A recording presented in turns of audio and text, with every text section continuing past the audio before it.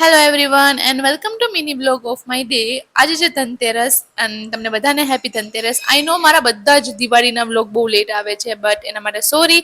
તો આજે મમ્મી માટે અમે ફોન લેવા ગયા હતા ને આવીને મમ્મીને આપ્યું તો એને હતી કે મારા માટે પછી એને ખબર પડી કે હા ફોન લેવા ગયા હતા, બિકોઝ એને ખબર હતી કે અમે લોકો જઈએ છીએ ફોન લેવા માટે.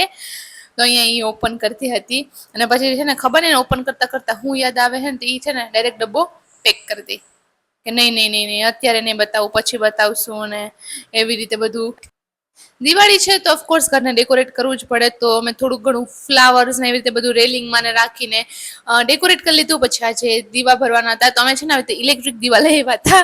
તો અમારા બાજુવાળા કહે કે આમ ન ચાલે વૈશાલી કે તમે તો ભગવાનને છેતરો છો, કે માટીના દીવા હોવા જોઈએ. પછી ધનતેરસ છે તો લક્ષ્મી માતાજીની પૂજા કરવાની હોય છે, તો હું અહીંયા બધું રાખતી હતી પૂજા કરવા માટે.